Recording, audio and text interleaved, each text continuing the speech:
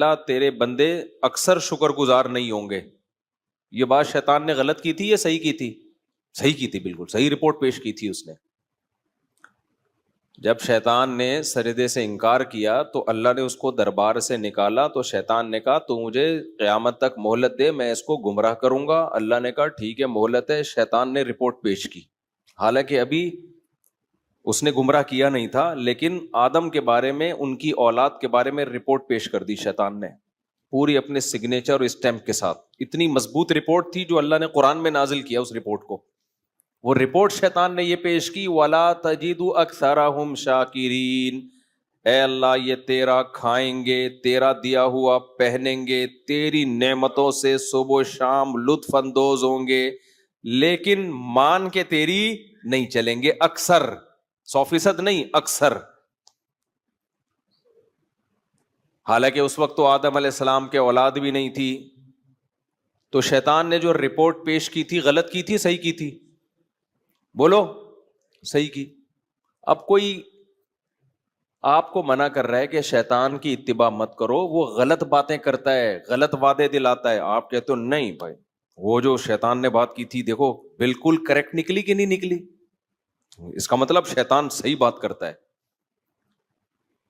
تو 100% غلط باتیں تو بھائی شیطان بھی نہیں کرتا. لوگ اس پہ متاثر ہیں، وہ فلاں اسکالر، فلاں اسکالر، اس نے یہ بات بھی صحیح کی تھی، دیکھو یہ صحیح نکلی، دیکھو یہ صحیح نکلی. تو 100% غلط باتیں کوئی بھی نہیں کرتا دنیا میں. ایک اصول ہمیشہ یاد رکھو، اسلام میں نیکی ہو یا برائی ہو، صحیح بات ہو یا غلط بات ہو، اس میں کوانٹٹی کی ویلیو نہیں ہے، کوالٹی کی ویلیو ہے. اس کو ذرا دماغ میں بٹھاؤ. کوانٹٹی کی ویلیو نہیں ہے کہ کون زیادہ باتیں غلط کرتا ہے اور زیادہ صحیح کرتا ہے. یوں ہم دیکھیں، مثال کے طور پر ایک آدمی 99 باتیں صحیح کرتا ہے، ایک غلط کرتا ہے، تو کوانٹٹی کے لحاظ سے، مقدار کے لحاظ سے اس کی غلط باتیں کم ہیں، صحیح باتیں بولو زیادہ. 99 صحیح، ایک غلط. دوسرا وہ شخص ہے جو 99 غلط باتیں کرتا ہے، ایک صحیح کرتا ہے. تو کوانٹٹی کے لحاظ سے وہ زیادہ غلط کر رہا ہے اور زیادہ صحیح. تو لوگ اس طرح سے ناپتے ہیں بندوں کو کہ یار اس کی زیادہ تر باتیں صحیح ہوتی ہیں، ہاں ایک دو غلط تو ہو ہی جاتی ہیں ہر ایک سے، اور اس کی زیادہ تر باتیں غلط ہوتی ہیں، ایک دو صحیح ہوتی ہیں. اس طرح سے لوگ ناپ رہے ہوتے ہیں. یہ کسی کو پہچاننے کا طریقہ غلط. نہیں آئی میرا خیال ہے بات سمجھ میں؟ ابھی سمجھاتا ہوں مثال سے، انشاءاللہ سمجھ میں آ جائے گی. دیکھو ایک مذہبی اسکالر ہے، 99 باتیں صحیح کر رہا ہے، ماں باپ کی خدمت کیا کرو. یہ غلط بات ہے صحیح بات ہے؟ صحیح بات ہے بھائی. ماں باپ کے سامنے اف نہ کہو، غلط بات ہے صحیح بات ہے؟ آپ نے کہا یار کیا اسکالر، 4 شادیاں کیا، یہاں کر سکتا ہوں، امریکہ میں منہ بند ہو گیا تھا میرے 4 شادیوں، کیونکہ ٹھک کر کے نا جیل. امریکہ میں 4 شادیوں کی ترغیب میں منہ روک کے پہ بیٹھا ہوا ہوں 2 ہفتوں سے. صحیح ہے نا؟ دیکھو اپنا ممبر، اپنا پاکستان، سبحان اللہ یار، دے دنا دن 4 شادیوں کی بات کرو، کوئی پوچھنے والا نہیں ہے. وہاں تو بھائی کیس بن جاتا ہے، 2 شادیوں کی ترغیب دو کسی کو. اس لیے جو آتا تھا حضرت کتنی شادیاں کر سکتے، میں کہتا چھاؤں میں آ جا بھائی، ادھر نہیں، چھاؤں میں. دنیا میں کچھ لوگ بے وقوف ہوتے ہیں، مذہبی لوگوں کو چڑھانے والے. وہ کہتے ہیں ڈنکے کی چوٹ پہ حق بیان کرو جہاں بھی ہو. یہ دنیا میں اس سے بڑا بے وقوف کوئی پیدا ہوا ہی نہیں ہے، جو موقع بے موقع ہر بات پارسل کر دیتا ہو. سمجھتے ہو؟ تبلیغ کا کبھی بھی یہ اصول نہیں ہے کہ ڈنکے کی چوٹ پہ جو چاہے بول دو. تبلیغ میں ہمیشہ حکمت مصلحت دیکھی جاتی ہے کہ یہ بات یہاں بولنے کی، میں بول دیتا، نکال لیتے، تو جو بولنے کی اور چیزیں تھی وہ بول پاتا. جب ایک بات یہاں بیٹھ کے بول سکتا ہوں تو مجھے کیا ضرورت ہے میں وہیں جا کے ممبر پہ بولوں. جا کے ان کو میں بولوں چھاؤں میں آ جاؤ یا الفلاحیہ آ جانا، یہی بولوں گا، اس کے علاوہ کچھ نہیں بولوں گا. اصل میں ہماری جو ینگ جنریشن ہے نا، اس کو غلط گائیڈ کیا جاتا ہے. میں بول دیتا، مجھے ڈیپورٹ کرتے، میرا کوئی نقصان نہیں تھا، مجھے کیا، میں تو یہیں رہ رہا ہوں. مجھے تو جب میں جا رہا تھا نا، کسی نے کہا آپ سلپ تو نہیں ہو جائیں گے، میں نے کہا وہ پکڑ کے بٹھا بھی دیں گے نا تو میں بھاگ کے آؤں گا، کیونکہ ہمیں بھائی یہی مزہ ہے ہماری زندگی. ہماری مرغیاں یہاں انڈے دے رہی ہیں، وہاں انڈے بولو نہیں دے رہی. ہماری بکری ادھر دودھ دے رہی ہے, وہاں تھوڑی دودھ دے رہی ہے وہ, تو ہمارا تو دل ادھر ہی لگ رہا ہے پاکستان میں. باقی ہم آپ کو منع نہیں کرتے, آپ امریکہ جاؤ, آپ جاپان جاؤ, لیکن ہر ایک کا اپنا اپنا اسٹائل ہے. تو ہمیں تو یہاں زیادہ مزہ آتا ہے. ملک وہ بھی بہت اچھا ہے بھائی, بلکہ بہت چیزوں میں زیادہ ہی اچھا ہے. تو لیکن ایک اصول ہمیشہ یاد رکھو, حق بات چھپانا, غلط بیانی کرنا اسلام میں حرام ہے. کسی کے ڈر سے آپ غلط مسئلہ نہیں بتا سکتے. خوب سمجھ لو کہ گورنمنٹ کا خوف تھا یا آپ کو کوئی اور ڈر تھا تو عالم نے مسئلہ ہی غلط بتا دیا, یہ ناجائز ہے. خاموشی اختیار کرنا یہ جائز ہے کسی مصلحت کی خاطر. سمجھتے ہو, یہ حدیث سے ثابت ہے. تو بے موقع بات, وقت بے وقت بات کر کے ایسی بات کرنا جس سے کوئی فائدہ نہ ہو, نقصان اس کا زیادہ ہو, تو یہ جائز نہیں ہے. ایسی تبلیغ, خاموشی اختیار کرنا جائز ہے, اور یہ حدیث سے ثابت ہے. نبی صلی اللہ علیہ وسلم نے بیت اللہ کی 4 دیواری بڑا کرنے کا ارادہ کیا کہ اس کو تھوڑا سا کھینچ کے آگے لے جائیں, جو ابراہیم علیہ السلام نے جہاں تک بنائی تھی. لیکن آپ نے کہا کہ لوگ نئے نئے مسلمان ہوئے ہیں, وہ یہ سمجھیں گے کہ میں بیت اللہ کی ہیئت کو تبدیل کر رہا ہوں, جو ابراہیم علیہ السلام کی عمارت تھی اس کو تبدیل کر رہا ہوں. حالانکہ تبدیل نہیں کر رہے تھے آپ, تو اسی پہ قائم کر رہے تھے, لیکن آپ نے خاموشی اختیار کی کہ چھوڑ دو ایسے ہی. لوگ کنفیوز ہوں گے, کیوں؟ کلم الناس علی قدر عقولہم, لوگوں سے ان کی عقل کے حساب سے بات کیا کرو. کچھ باتیں ٹھیک ہوتی ہیں لوگوں کی مینٹل لیول سے اوپر کی. اب نبی صلی اللہ علیہ وسلم حکم دیتے کہ بیت اللہ کو حتیم تک لے آئیں, حتیم تک. تبھی ہم طواف حتیم سے باہر سے کیوں کرتے ہیں, پورا بیت اللہ کور ہو جائے. تو آپ اگر حکم دیتے تو جو پرانے صحابہ تھے جن کا ایمان بہت مضبوط تھا وہ تو دل و جان سے مان لیتے. جو نئے نئے لوگ مسلمان ہو رہے تھے, ابھی اسلام پر ان کو 100% اطمینان نہیں تھا, وہ شک میں پڑ جاتے کہ بھائی یہ تو صدیوں سے جو کعبہ چلا آ رہا ہے اسی کو کیا کر رہے ہیں, چینج. اور ایک ابراہیم علیہ السلام سے ان کو محبت بھی تھی, تو کون ہر ایک کو جا کے سمجھاتا نہیں بھائی اصل میں وہ تھا یہ نہیں تھا. تو آپ نے فرمایا چھوڑو ایسے ہی رہنے دو اس کو. کیوں؟ طواف جو ہے وہ تو پھر بھی ہو ہی رہا ہے نا پورا, وہ تو مکمل ہو رہا ہے, کوئی شرعی مسئلہ تھوڑی اس سے فرق پڑ رہا ہے اس سے. آج تبلیغ میں اس بات کا لوگ خیال نہیں کرتے کون سی بات کدھر کہنے کی ہے اور کون سی بات میں کہاں خاموش رہنا. آپ باپ کو تبلیغ کرنا شروع کر دو, ابا یہ کیا کرو, ابا یہ کیا کرو, ابا کو غصہ آ رہا ہے تو کیا کہا جائے گا, بھائی آپ چپ ہو جاؤ. باپ کو تبلیغ کرنا اس اسٹائل میں آپ کے میں نہیں ہے. اب وہ کہے میں حق تو بیان کروں گا چاہے کچھ بھی ہو, ڈنکے کی چوٹ پہ بیان کروں گا, تو ڈنکے کی چوٹ پہ تیرا سر پہ چوٹ لگے گی, تیرے ابا کا ڈنڈا لگے گا, اس کے بعد تو کچھ بیان کرنے کے قابل نہیں رہے گا. سمجھتے ہو؟ ہاں, اس میں یہ ضرور ہے کہ مصلحت میں اور بزدلی میں تھوڑا سا فرق ہے. بعض دفعہ بزدلی کی وجہ سے انسان خاموش ہوتا ہے, اس کو مصلحت کا نام دے رہا ہوتا ہے, اور بعض دفعہ مصلحت کی وجہ سے خاموش ہو رہا ہوتا ہے. لوگ جو اس سے دشمن ہیں وہ اس کو بزدلی کا نام دے رہے ہوتے ہیں. دونوں میں بڑا فرق ہے, سمجھتے ہو؟ بزدلی کی بیس پہ خاموش رہنے کی اجازت نہیں ہے, مصلحت کی بیس پہ خاموش رہنے کی اجازت ہے. بزدل کا مطلب ڈرتا ہے کہ میرے ساتھ یہ نہ ہو جائے, میرے ساتھ یہ نہ ہو جائے, مجھے یوں نہ کر دیا جائے, مجھے یوں نہ. یہ تو جائز نہیں ہے.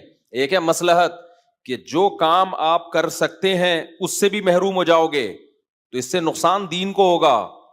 جیسے نبی صلی اللہ علیہ وسلم اگر حکم دیتے کہ نہیں بھائی دیوار کو بڑھا دو, ہم کسی سے نہیں ڈرتے, بھائی بات ڈرنے کی نہیں ہے.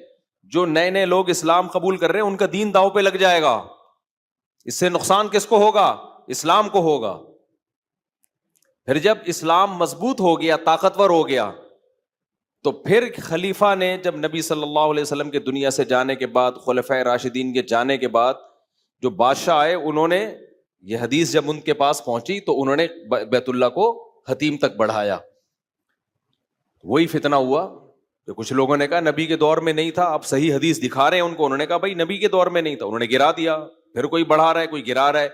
امام مالک نے فتویٰ دیا بھائی اس کو بڑھانے کی اجازت نہیں، حالانکہ بخاری کی صحیح حدیث ہے کہ یہاں تک ہے، یہاں تک نہیں ہے، لیکن نہیں، امت کی مصلحت کہ ان میں پھوٹ نہ پڑے، یہ سب سے اہم ہے شریعت میں. سمجھتے ہو کہ نہیں سمجھتے؟ آج بعض مذہبی اسکالر کیا کرتے ہیں، کہیں ممبر پہ لے جا کے بٹھا دو، اس علاقے میں پڈا ڈال دیں گے، جا کے ایسے ایسے مسائل بتانا شروع کر دیں گے، لوگوں کی مینٹل لیول سے اوپر کی باتیں، حیات ممات کے جھگڑے اور جو کیا کیا، جو پنجاب میں آپ جھگڑے جا کے دیکھو، عام پبلک حیران ہوتی ہے یار یہ ہو کیا رہا ہے.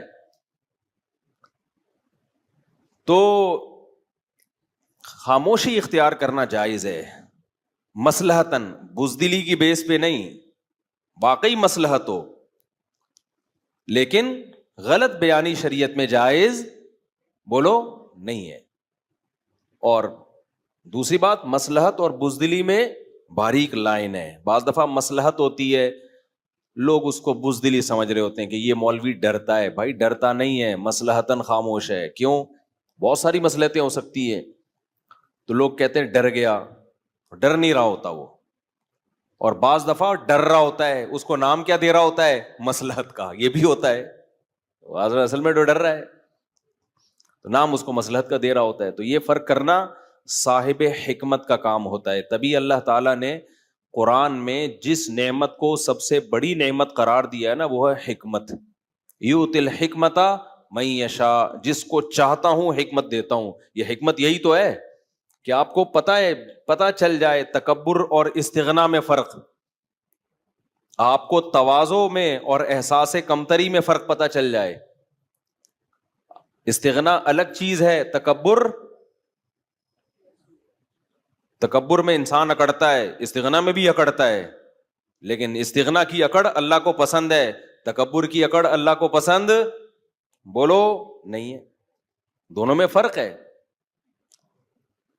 ایک ہے تواضع، ایک ہے احساس کمتری. تواضع اللہ کو پسند ہے، بعض دفعہ تواضع نہیں ہوتی، احساس کمتری کی وجہ سے مرا جا رہا ہوتا ہے، زمین میں گڑا جا رہا ہوتا ہے. وہ سمجھتا ہے میں بہت متواضع تھوڑی ہے تجھے تو تیرے اللہ جو اللہ نے صلاحیتیں دی ہیں کمبخت تجھے انہی کا ہی پتہ نہیں ہے، تو تو کچھ دنیا میں کر ہی نہیں سکتا.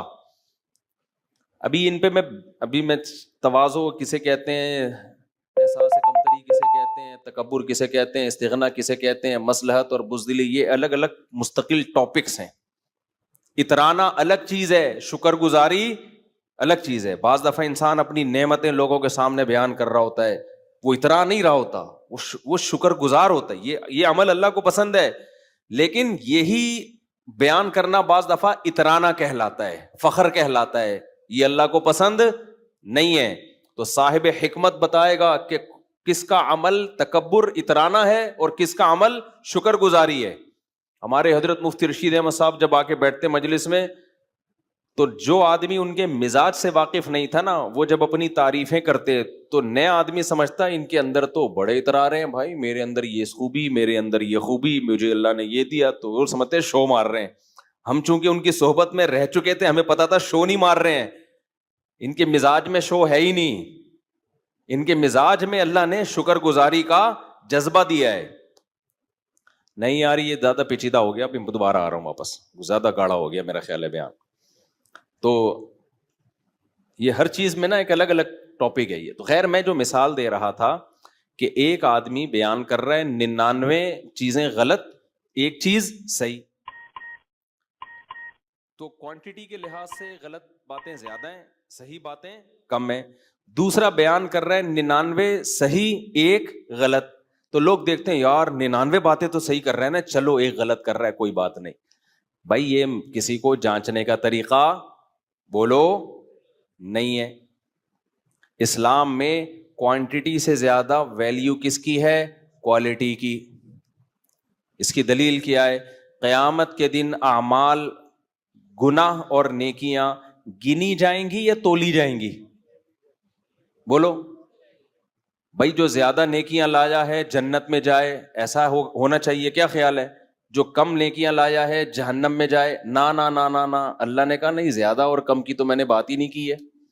یہ جو زیادہ لے کر آئے گا 99 نیکیاں اور ایک گناہ لایا، تو 99 نیکیاں چل بھائی جا جنت میں، ایک گناہ ہے تو چل بخش دیا. اور جو لایا 99 گناہ اور 1 نیکی, اس کو کہاں جانا چاہیے؟ بلکہ 51 نا بھائی. اللہ میاں یوں فرما دیتے کہ جو زیادہ نیکیاں لائے گا وہ جنت میں, جو زیادہ برائیاں لائے گا وہ کہاں؟ جہنم میں. یہ معیار ہونا چاہیے تھا نا. تو پھر جو 51 نیکیاں اور 49 گناہ لایا اسے کہاں جانا چاہیے؟ میں منہ سے یعنی بول لیں چاہیے نا, 51 نیکیاں اور 49 گناہ, کیونکہ اس کی نیکیاں زیادہ ہیں, گناہ کیا ہیں؟ کم ہیں. تو جو اسکالر 99 صحیح باتیں کر رہا ہے, 1 غلط کر رہا ہے, اسے بھی جنت میں جانا چاہیے نا. کیا خیال ہے بھائی صاحب؟ میں کوئی چارٹرڈ اکاؤنٹنٹ کے ایکویشنز تو نہیں حل کروا رہا آپ سے بیٹھ کے نا, سیدھی سیدھی مثالیں دے رہا ہوں بھائی. تو جو 99 نیکیاں لایا ہو 1 گناہ, اسے کہاں جانا چاہیے؟ جنت میں, کیونکہ نیکیاں زیادہ ہیں, گناہ کیا ہیں؟ کم ہیں. لیکن اللہ میاں کے ہاں یہ معیار نہیں ہے. اللہ میاں نے یہ نہیں فرمایا جو زیادہ نیکیاں لائے گا وہ جنت میں, جو زیادہ گناہ لائے گا وہ جہنم میں. نا اللہ میاں نے فرمایا فمن ثقلت موازینہ, جس کی نیکیوں کا پلڑا جھک گیا, وزنی ہو گیا, چاہے 1 ہی نیکی ہو. بعض دفعہ 1 ہی نیکی اتنی بھاری ہوگی, اور جس کے گناہوں کا پلڑا جھک گیا, پلڑے پر ہوگا, سمجھتے ہو, پلڑے پر ہوگا حساب کتاب. اب اس میں مبہم رکھ دیا کہ بھائی 1 گناہ ہو سکتا ہے, وزنی بہت ہو سکتا ہے, وہی ساری نیکیوں کو کھا کے ختم. اور 1 نیکی ہو سکتا ہے ایسی خاندانی وزن, ویٹ اتنا ہو کہ سارے زندگی کے گناہوں کو اژدہے کی طرح کھا کے ختم. تو اس سے پتا چلتا ہے بھائی جو اسکالر 99 غلط باتیں کر رہے ہیں, 1 صحیح کر رہے ہیں, تو اس کا مقابلہ اس سے نہیں کرانا جو 99 صحیح کر رہا ہے 1 غلط. نہ دیکھنا ہے کہ وہ جو 1 غلط ہے اس کا ویٹ کتنا ہے. اگر 99 صحیح ہے 1 غلط ہے, لیکن وہ غلط بہت وزنی ہے, تو وہ 1 غلط بھی اس اسکالر کے گمراہ ہونے کے لیے کافی. اب میں مثال سے سمجھاتا ہوں. مثال کے طور پر آپ نے یوٹیوب پہ کسی اسکالر کو دیکھا, کہہ رہے ماں باپ کے سامنے اف نہ کرو. آپ نے کہا یار یہ اسکالر یہ بات کیا کرتا ہے, بالکل ٹھیک, زبردست بات کی ہے. بیوی سے محبت کرو, غلط ہے صحیح ہے؟ یار یہ ہمیشہ میاں بیوی کے حقوق پر اچھی بات کرتا ہے. عورت کو کہتا ہے کہ شوہر کی اطاعت کرو, شوہر کو کہتا ہے بیوی سے محبت کرو. زبردست, خاندانی ہو گیا. حج کیا کرو, عمرہ کیا کرو, نماز پڑھا کرو, زکوٰۃ. یار ساری باتیں تو صحیح ہیں, مولوی پتہ نہیں اس کے پیچھے کیوں پڑ گئے ہیں. 1 بات وہ صرف غلط کرتا ہے, وہ یہ کہ اللہ کے سوا کسی اور کو بھی پکارا کرو. بھائی یا اللہ مدد کے ساتھ یا رسول اللہ مدد بھی چلتا ہے. بھائی اگر تم نے اللہ میاں کے یعنی بیت اللہ کو سجدہ کر لیا, ٹھیک ہے, کبھی قبر کو بھی کر لیا, تو اتنا برا نہیں ہے جتنا یہ وہابڑوں نے پھیلایا ہوا ہے. اتنا بھی برا نہیں ہے. یہ وہابیوں کی سپرلیٹو ڈگری ہے وہابڑے, کیونکہ میں تو کمنٹس میں دیکھ رہا ہوتا ہوں نا. ہمیں جہاں بہت سے لوگ اپریشیٹ کر رہے ہوتے ہیں, بہت سے پتہ نہیں کیا کیا بھی کر رہے ہوتے ہیں. تو یہ وہابڑوں کو کیا پتا. تو اگر کسی نے کر لیا تو کیا ہو گیا اس میں؟ تو بھائی یہ بات تو 1 غلط کی ہے, لیکن یہ اتنی غلط ہے, اتنی وزنی ہے کہ یہ کسی کے گمراہ ہونے کے لیے بولو کافی ہے. یہ اتنا کافی ہے کہ اس کو سننا چھوڑ دو, ورنہ بیڑا غرق ہو جائے گا تمہارا. کیونکہ یہ مسئلہ تو اللہ نے قرآن و سنت میں اتنی وضاحت سے بیان کر دیا ہے کہ اگر کوئی یہ بات کرتا ہے اس کا مطلب الحمد سے لے کے والناس تک قرآن کا 1 حرف بھی اس کی سمجھ میں نہیں آیا, تو تمہیں نکاح طلاق کے مسائل کہاں سے بتائے گا؟ وہ ہو سکتا ہے چوری کر کے دوسروں کی کتابیں دیکھ کے بتا رہا ہو, جس کی اتنی تحقیق نہیں ہے کہ ایاک نعبد و ایاک نستعین, اے اللہ ہم تیری ہی عبادت کرتے ہیں, تجھی سے مدد طلب. اس کو اس کا مطلب نہیں آتا, تو کیا کرنا کیا ہے پھر اس کا؟ ہم نے نہیں آئی بات, تو پھر تو یہ باتیں تو بھی سبھی کر لیتے ہیں. یہ کون سا تیر مار لیا اس نے؟ اتنے بڑے مسئلے میں جس نے تحقیق میں غلطی کر لی, تو نکاح طلاق کے مسائل میں کہاں سے صحیح بات کرے گا؟ اگر وہ کر رہا ہے تو علماء کی کتابوں سے چوری کر کے کر رہا ہے, اپنی تحقیق نہیں ہے. محقق ہوتا تو توحید کے مسئلے میں اتنی بڑی ڈنڈی نہ مارتا. نہیں آ رہی میرا خیال ہے بات سمجھ میں. ہم غامدی صاحب کے کیوں خلاف ہیں؟ غامدی صاحب بھی بہت ساری باتیں ٹھیک بھی کرتے ہیں, لیکن جو غلط کرتے ہیں نا وہ اتنی غلط ہوتی ہیں کہ ہماری درجہ اولا کے بچے کو پتا ہے کہ غلط ترجمہ ہو رہی ہے. سمجھ رہے ہو کہ نہیں سمجھ رہے؟ یہ محترم ڈنڈی مار رہے ہیں ترجمے میں. حضرت عیسیٰ کی حیات کا انکار کہ حضرت عیسیٰ آسمانوں پہ زندہ ہیں, یہ غلطی ایک ہے, اس کا وزن بہت زیادہ ہے, کیونکہ آپ سارے صحابہ کو, تابعین, تبع تابعین, چاروں ائمہ, محدثین, فقہا, سب کو سمجھ رہے, ان کو قرآن و سنت کا پتہ تھا ہی نہیں. اب ہمیں پتہ چلا ہے قرآن و سنت کیا ہے. یہ غلطی ایک ہے, لیکن یہ آپ کی علمی حیثیت کو 2% کی اس نے نہیں چھوڑا. آپ کو یہ بتا دیا کہ آپ کی تحقیق 2% کی بھی نہیں ہے, کچھ بھی نہیں آتا آپ کو. باقی جو صحیح باتیں آپ کر رہے ہیں وہ تو سارے کر رہے ہیں, تو آپ بھی کر لو, ٹھیک ہے. کیا کون سا آپ نے کوئی تیر مار لیا اس میں؟ نہیں آ رہی میرا خیال ہے بات. عیسیٰ علیہ الصلوۃ والسلام کے بارے میں اجماع امت کیا ہے؟ حضرت عیسیٰ آسمانوں پہ زندہ ہیں. اب ہم جب اس میں سختی کرتے ہیں نا کہ یہ مسئلہ اجماعی ہے, غامدی صاحب نے جو اس کی مخالفت کی ہے غلط ہے, تو لوگ کہتے ہیں دیکھو غامدی صاحب کتنی محبت سے سمجھاتے ہیں اور یہ مولوی کیسے جذباتی ہوتے ہیں. کیونکہ ہمیں اس مسئلے کے ویٹ کا اندازہ ہے, اس لیے جذباتی ہوتے ہیں. وزن کا اندازہ ہے. جس نے تھوڑا سا بھی قرآن پڑھا ہو, حدیث پڑھی ہو, اس کو اس مسئلے کے ویٹ کا بولو اندازہ ہے کہ یہ کتنا وزنی ہے. اتنا ہلکا نہیں ہے جیسے آپ نے اڑا دیا اس کو ایکچولی کر کے. نہیں آئی میرا خیال ہے بات. یہ تو اجماعی عقیدہ ہے بھائی, اور قرآن کہہ رہے جو اجماع امت کے خلاف چلے گا نولیہ ما تولا, جہاں جا رہے ہیں ہم جانے دیں گے اس کو. یہ بڑی سخت دھمکی ہے. پھر اس کی کوئی لگام نہیں ہوگی, بے لگام اونٹ کی طرح چلتا رہے گا. پھر وہ اتنا غلط ترجمہ, اتنا توڑا موڑا ہے آیت کو. اب جن کو نہیں آتا ترجمہ وہ تو کہیں گے کہ یار تحقیق ہے. جنہوں نے پڑھا ہوا ہے وہ کہیں گے بھائی آپ چھوٹی غلطی کر لیتے یار, رفع الیدین کے مسئلے میں کر لیتے, زور سے آمین آہستہ آمین, یہ جھگڑے چل رہے ہیں ہمیشہ سے, کر لیتے. اتنے بڑے مسئلے میں آپ نے اتنا بڑا بلنڈر مارا. جیسے انجینئر علی مرزا نے آیت کا ترجمہ غلط کیا نا, خلا والی آیت کا. پوری امت کا اجماع ایک طرف ہے, اور آپ نے کہہ دیا عورت کو بھی عدالت سے ڈیورس کا حق ہے جس طرح مرد کو طلاق دینے کا حق ہے. تو یہ چھوٹا مسئلہ نہیں ہے جو انجینئر سے جو غلطی ہوئی ہے نا, یہ ویٹ کیا ہے, یہ بہت وزنی ویٹ ہے. آپ نے جو غلطی کی ہے وہ کام کیا جو یہود و نصارہ میں بھی نہیں تھا. آسمانی مذاہب میں ہمیشہ سے نکاح ختم کرنے کا اختیار مرد کے پاس ہوتا ہے, ہمیشہ سے. یہ تو اب سیکولر لبرل حکومتوں نے آ کے عورت کو اختیارات دیے ہیں. تو یہ مسئلہ ایک ہے, لیکن یہ آپ کی علمی شخصیت کو 2% کا نہیں چھوڑتا. اس سے پتہ چلتا ہے آپ کی علم کی حیثیت 2% کی نہیں ہے. پتہ ہی نہیں آپ کو قرآن و سنت میں لکھا ہوا کیا ہے, تو آپ باقی مسائل میں جو پیچیدہ ہیں ان میں کیا تحقیق کرو گے. تو بعض دفعہ مسئلہ ایک ہوتا ہے, وزن اس کا بولو بہت ہیوی ہوتا ہے. یہ جو کہتے ہیں نا انجینئر صاحب نے 20 دفعہ یہ دعویٰ کیا ہے کہ عورت کو بھی ڈیورس کا حق ہے, یعنی خلا کے ذریعے جس طرح مرد کو حق ہے. یہ لطیفہ ہے, یہ لطیفہ جس کو تھوڑا سا قرآن و سنت کا علم ہے.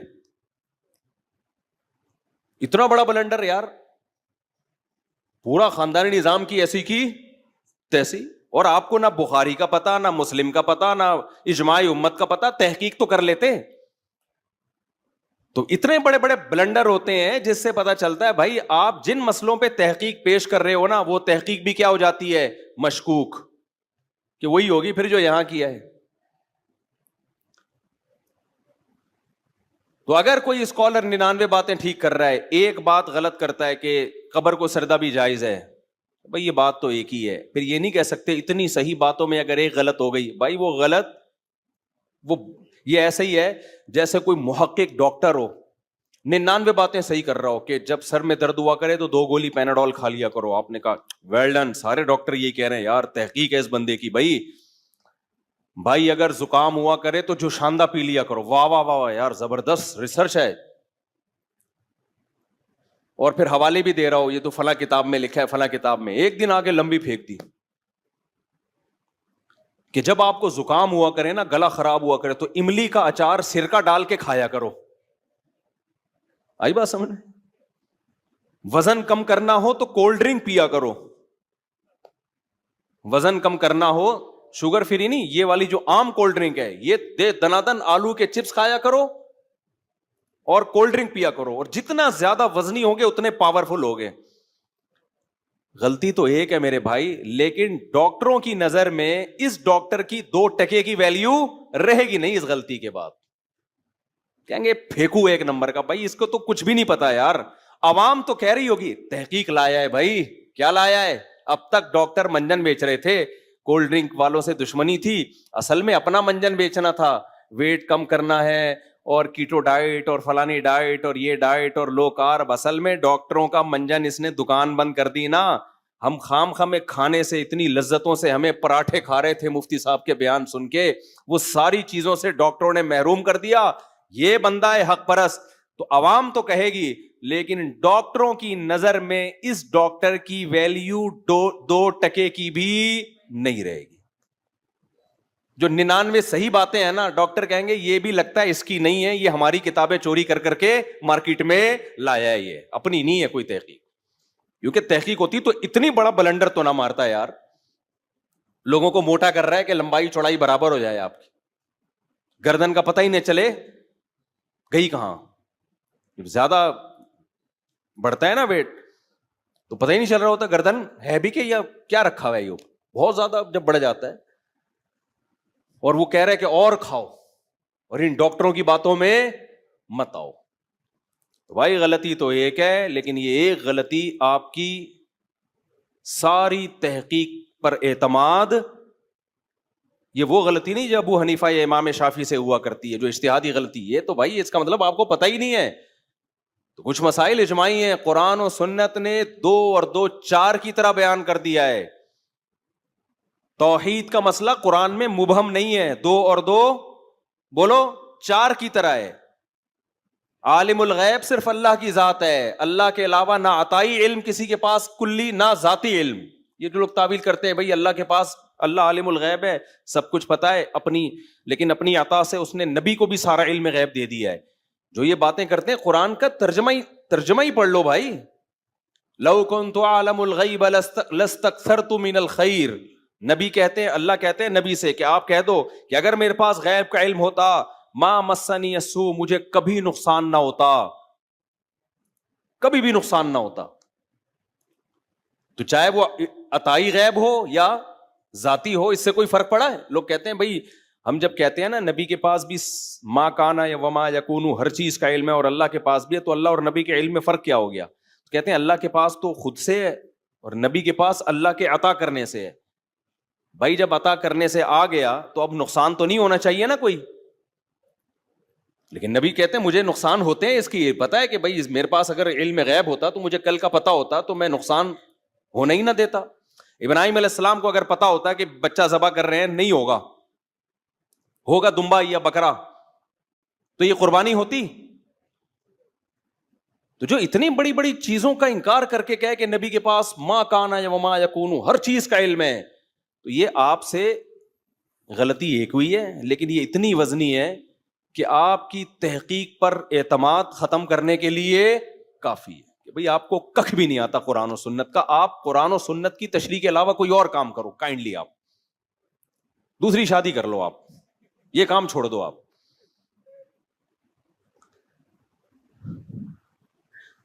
اسی پہلی بات, قرآن نے توحید کا مسئلہ 2 اور 2 4 کی طرح بیان کیا, اس میں کوئی کنفیوژن نہیں ہے. دوسری بات, عالم الغیب قرآن جگہ جگہ کہتا ہے صرف علم غیب کس کے, کلی علم غیب کس کے پاس ہے؟ اللہ کے پاس ہے. ایک دفعہ ایک صاحب آئے, مجھے کہنے لگے, میری عمر 17 سال تھی اس وقت, مجھے کہنے لگے کہ قرآن تو کہہ رہا ہے وما هو علی الغیب بضنین, نبی کو ہم نے جو غیب کا علم دیا ہے نبی اس میں بخیل نہیں ہے, نبی اس میں بخیل نہیں ہے. اس کا مطلب نبی کو غیب کا علم دیا ہے. میں نے کہا غیب کا علم دیا ہے, کلی کی بات ہو رہی ہے, سب کچھ دے دیا. کہنے اس میں کہاں لکھا ہے کہ آدھا دیا ہے, اس میں تو ہے غیب کا علم کا مطلب پورا علم. میں نے کہا اس کا مطلب, تو پھر میں چھوٹا تھا لیکن 17-18 سال میری عمر تھی.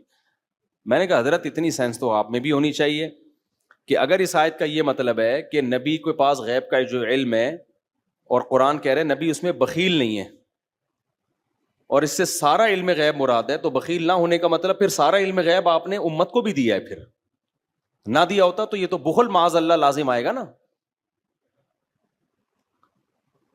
نہیں آئی میرا خیال ہے بات. بھائی اگر اس سے کلی علم غیب مراد ہے کہ ما کان وما یکون، جو ہوا جو ہو رہا ہے جو ہوگا سارا علم اللہ نے نبی کو دے دیا، اور اللہ یہ بھی کہہ رہے ہیں کہ نبی اس پہ بخیل نہیں ہے، بخیل نہ ہونے کا مطلب اسٹور کر کے نہیں رکھا ہوا ہے، تو مطلب پھر سارا امت کو بھی دیا نا آپ نے، تو اس کا مطلب ساری امت عالم الغیب ہے پھر، تو وہاں پھر یو ٹرن لیتے ہیں کہ ایکچولی یوں ہے، ایکچولی بھائی کیا سیدھا سیدھا، بھائی جتنا علم دیا اس پہ بخیل نہیں ہے، جتنا نہیں دیا وہ نہیں بتایا، جو دیا وہ امت میں شیئر کیا آپ صلی اللہ علیہ وسلم نے. سمجھتے ہو کہ نہیں سمجھتے ہو؟ اب کوئی اسکالر تحقیق لاتا ہے کہ نبی صلی اللہ علیہ وسلم انسان نہیں ہے، بشر نہیں ہے، آپ کو یار 99 باتیں تو ٹھیک کر رہا ہے نا، یہ ایک بات میں اس نے کہہ دیا بشر نہیں ہے، نور ہے یا کوئی فرشتے ہیں. ارے بھائی جان یہ ایک بات غلط کر کے اس کی یہ اپنی ویلیو اب اس نے 2% کی نہیں چھوڑی، کیونکہ قرآن ایک جگہ نہیں جگہ جگہ کہہ رہا ہے انما انا بشر مثلکم، ان سے کہہ دو میں تمہاری طرح کا انسان ہوں. اعمال میں، اللہ سے تعلق میں، نبی میں اور ہم میں زمین آسمان کا فرق ہے. بشریت، انسان جسے کہتے ہیں، آپ کے والد بھی انسان تھے، آپ کی والدہ بھی انسان تھی، اور آپ کی اولاد بھی انسان ہے جن کو سادات کہا جاتا ہے، سید کہا جاتا ہے.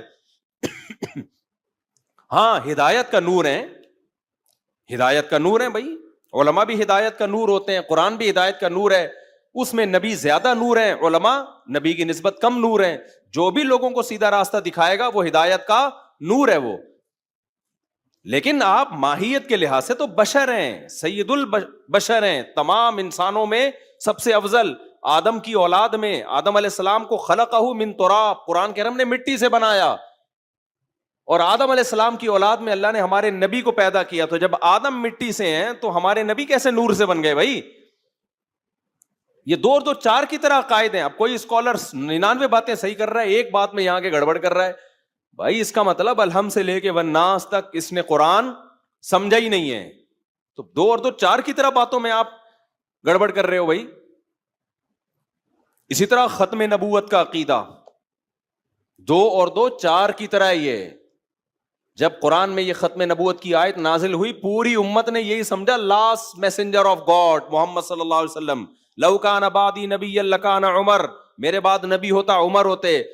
حضرت علی سے آپ نے فرمایا کہ میری تم سے نسبت وہ ہے جو موسیٰ کو ہارون سے تھی، لیکن میرے بعد کوئی نبی نہیں ہے. کیا مطلب؟ اگر نبی ہوتے تو اللہ ایسا نبی بناتے جیسے موسیٰ کے ساتھ ہارون کو بنایا، کہ نبوت ختم، ہر طرح کی نبوت ختم.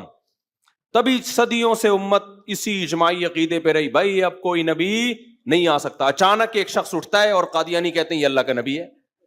اور تحقیقات اب لوگ جا رہے ہیں تحقیق، تبھی امام حنیفہ کا قول ہے کہ جو نبی کی نبوت کا انکار، ختم نبوت کا انکار کرے اور وہ یہ دعویٰ کرے کہ میں نبی ہوں، اس کے پاس تحقیق کے لیے جانے والا بھی کافر ہے.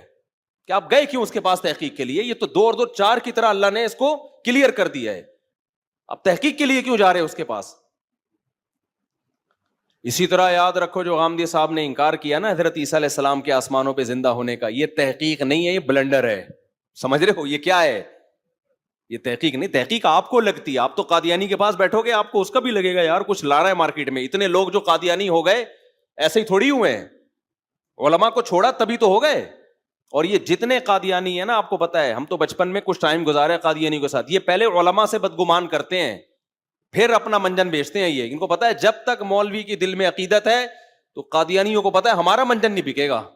سارے مولوی ایسے ہوتے ہیں، مولوی 2 نمبر ہوتے ہیں، مولوی یوں کرتے ہیں، مولوی یوں کرتے ہیں. اس کا جواب آسان ہے بھائی، ہر داڑھی والا نیک نہیں ہوتا. بہت سے برے لوگ داڑھی رکھ لیتے ہیں، بہت سے برے لوگ مولوی کا گیٹ اپ بنا لیتے ہیں. اس کا یہ مطلب تھوڑی ہے کہ سارے علماء غلط ہو گئے، لیکن لوگ متاثر ہوتے ہیں ان کی باتوں سے. واہ بھائی واقعی وہ ہوتے ہیں ایسے. پھر جب مولویوں سے، علماء سے اعتماد ختم، پھر وہ آیت کی جو تشریح آپ کو پہنانا چاہے وہ کیا کر دے گا؟ پہنا دے گا. جو میں نے بتایا جیسے کراچی میں گاڑیاں پہنائی جاتی ہیں، صحیح ہے نا، پرانا مال پہنایا جاتا ہے، تو وہ پھر یہی کام کرتے ہیں. غامدی صاحب نے انکار کیا، ان کے داماد نے انکار کیا، یا انہوں نے عورت پہ عدت نہیں ہے جو 3 مینسز ہیں نا، اور کہا کہ ایکچولی کر کے بیڑا غرق کر دیا. کیوں نہیں ہے عدت بھائی؟ اچھا، بخاری مسلم کی حدیثیں، حضرت عیسیٰ علیہ السلام قرب قیامت میں نازل ہوں گے. لَيُوشِكَنَّ أَن يَنزِلَ فِيكُمُ ابْنُ مَرْيَمَ حَكَمًا وَعَدْلًا، ضرور بھی ضرور تم پر ابن مریم نازل ہوں گے، حاکم بن کے، عادل بن کے. یکسر الصلیب، صلیب کو ختم کریں گے. وَيَقْتُلُ الْخِنزِيرَ، خنزیر کا دنیا سے خاتمہ کریں گے. وَيَضَعُ الْجِزْيَةَ، ایسی لڑائی ہوگی جزیہ کا نظام ختم کر دیں گے. اما الاسلام و اما السیف، یا تو اسلام یا تلوار. یہ عیسیٰ ابن مریم کا کام ہوگا. پوری امت کا اجماعی عقیدہ، بخاری مسلم کی حدیثیں. لیکن جب غامدی صاحب کے مسلک کے خلاف حدیث جائے گی تو حدیث حجت نہیں ہے. جب فیور کر رہی ہوگی تو حدیث کیا ہے؟ کسی ایک جگہ ٹکاؤ نہیں ہے. واضح اللہ نے بتا دیا. بل رفعہ اللہ الیہ، اللہ کہتے ہیں وما قتلوہ وما صلبوہ، کوئی قتل نہیں کیا، کوئی سولی پہ نہیں لٹکایا. اے اللہ پھر ہوا کیا؟ اللہ کہتے ہیں رفعہ اللہ، میں نے اپنی طرف اٹھا لیا ان کو. اس کے بعد بھی کچھ نہیں، لیکن آپ دیکھو گھمایا انہوں نے.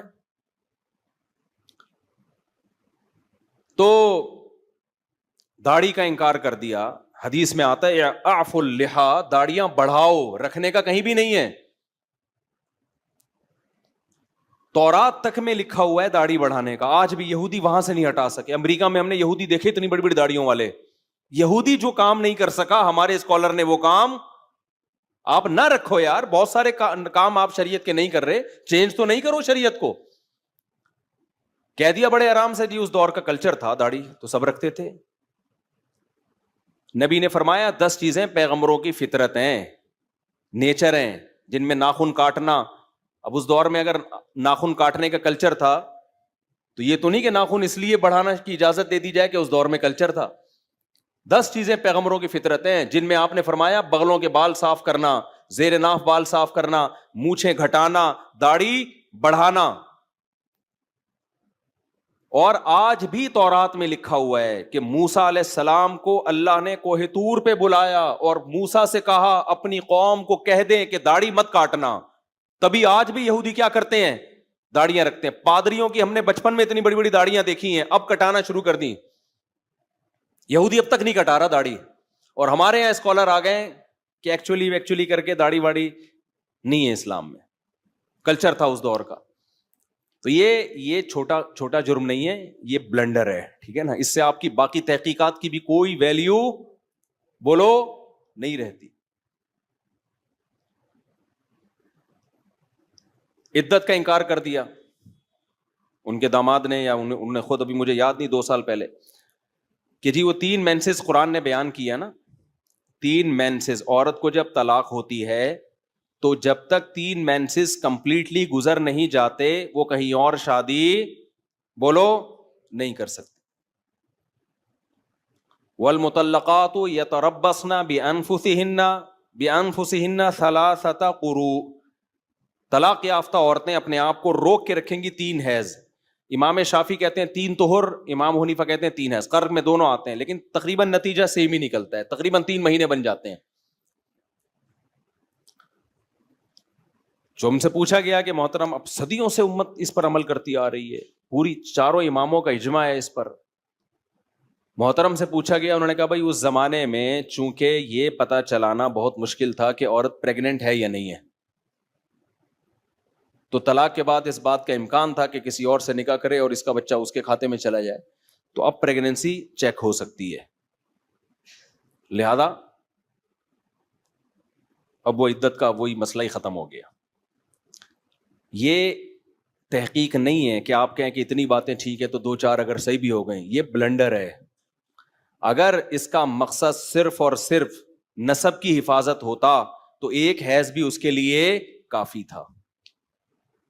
تبھی باندی اگر کوئی شخص کسی دوسرے کو بیچ ڈالے تو دوسرے شخص کے لیے اس باندی سے جمع جائز نہیں ہے جب تک 1 حیض نہ گزر جائے. یہ نسب کی حفاظت کے لیے، تاکہ حیض گزرے گا پتہ چل جائے گا کہ بھائی اس کے پیٹ میں بچہ نہیں ہے. عورت کے جب پریگننٹ ہوتی ہے تو مینسز نہیں آتے، تو اس کے لیے تو اتنا بھی کافی تھا. اس کے باوجود شریعت نے کیا کیا ہے؟ 3 حیض. اور جب عورت کا شوہر مر جائے تو 4 مہینے 10 دن. یہ اس لیے علماء کہتے ہیں عدت کے حکام توقیفی ہیں.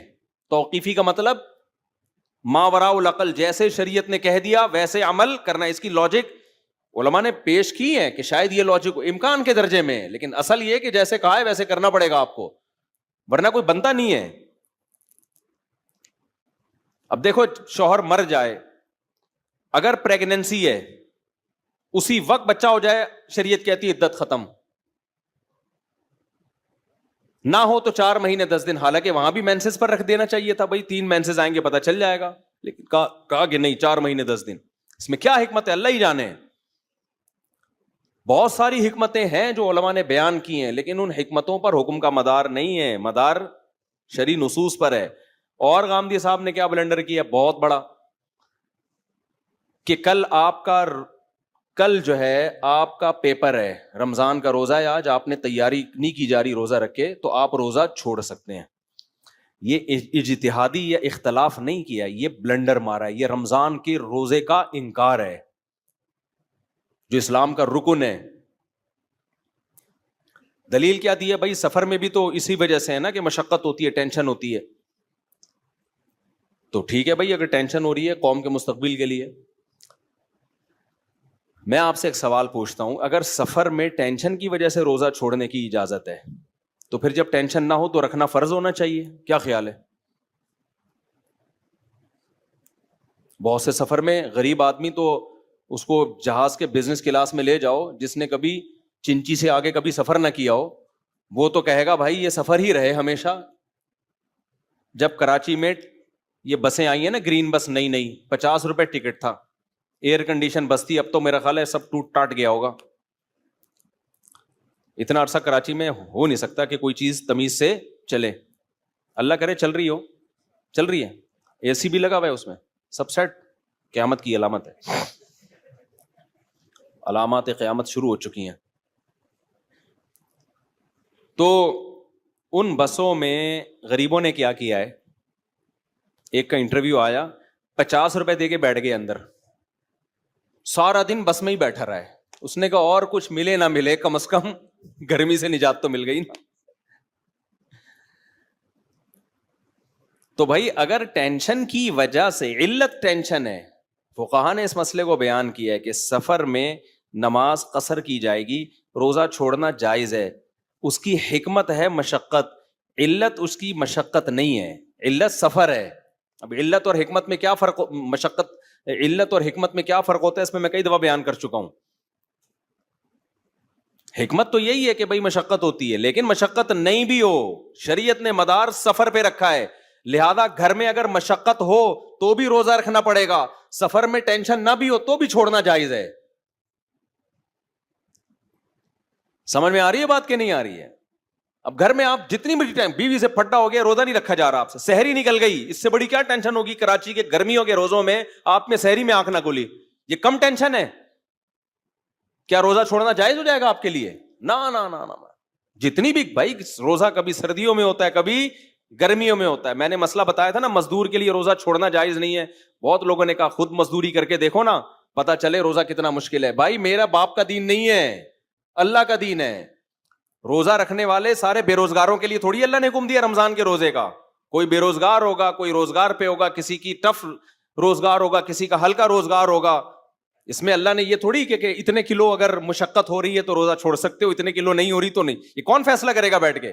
ایک اصول بنا دیا بھائی رمضان کا روزہ ہے تو ہے، صرف مریض، بیمار آدمی اور مسافر چھوڑ سکتا ہے، اس کے علاوہ کسی کو اجازت نہیں ہے. مزدور کو بھی رکھنا پڑے گا. تو کیا کرائیٹیریا ہے آپ کے پاس بھائی؟ ہاں مزدور کو ہلاکت کا خوف ہے تو علماء نے زبردست مسئلہ بیان کیا، بھائی رکھے روزہ، چھوڑنے کی دلیل نہیں ہے، لیکن جب ڈر ہو کہ میں بے ہوش نہ ہو جاؤں یا موت کا خطرہ لاحق ہو جائے تو پھر توڑ دے وہ، کیونکہ جان بچانا فرض ہے. اور جب بیمار ہونے کا خطرہ ہو تو بھی بیماری میں اللہ نے اجازت دی ہے، بیماری کا خطرہ بھی بیماری میں داخل ہے. رکھے روز توڑے، معاف ہے، چھوڑنے کی اجازت نہیں ہے اس کو. چھوڑ کس بیس پہ رہا ہے؟ یہ ہمارا دین تھوڑی ہم خود ہی اصول بنا کے مارکیٹ میں پارسل کرتے رہے. ورنہ مشقت کو اگر ایسے بے لگام چھوڑ دیا جائے, ایک آدمی کہہ رہا ہے کل میرا پیپر ہے, دوسرا کہہ رہا ہے آج میرا بیوی سے جھگڑا ہوا ہے, اگر میں نے روزہ رکھا کل تو طلاق کا خطرہ ہے مجھے, کیونکہ روزے میں میرا دماغ صحیح کام نہیں کرتا, کل طلاق ہو جائے گی, اس لیے طلاق سے بچنے کے لیے میں روزہ کیا کر رہا ہوں, چھوڑ رہا ہوں. اگلا کہے گا تو نہیں رکھے گا تو بیوی کہے گی ابھی کیا میں سمجھاؤں یار, چھوڑو. تو اس لیے علماء دین کے ٹھیکیدار نہیں ہیں لیکن چوکیدار ہیں. سمجھتے ہو؟ روزہ چھوڑنے کی, آپ کو رمضان کا روزہ چھوڑنے کی اجازت نہیں ہے. اور دین فقہا جو باقاعدہ پراپر وے میں فقہ پڑھتے ہیں نا, ان سے سیکھا کرو. قرآن حدیث کے نام پہ اسکالر تو بہت آ رہے ہیں. کہ اسکالر نے اس رمضان میں بیان کیا کہ جو حاملہ عورت ہے اور دودھ پلانے والی وہ بھی روزہ چھوڑ سکتی ہے کیونکہ یہ بیماری ہے. کون سی کتاب میں لکھا ہے کہ دودھ پلانا بیماری ہے بھائی, اور پریگننسی بیماری ہے؟ پریگننٹ نہ ہونا بیماری ہے, اس کا علاج کرایا جاتا ہے. پھینکنے کی کوئی انتہا نہیں ہے یار, کچھ بھی لاؤ مارکیٹ میں پھینکتے چلے جاؤ. پراپر وے میں جب تک فقہ اصول فقہ نہ پڑھا ہو نا, اصول فقہ یہ قرآن و سنت ہی سے فقہا نے نکالا ہے. تو دودھ پلانے والی عورت کو روزہ چھوڑنے کی اجازت نہیں ہے. ہاں بعض عورتیں کہتی ہیں ہم دودھ پلاتے ہیں چکر آتے ہیں, جب آ رہے ہیں یہ غالب گمان ہے تو پھر چھوڑ سکتی ہو.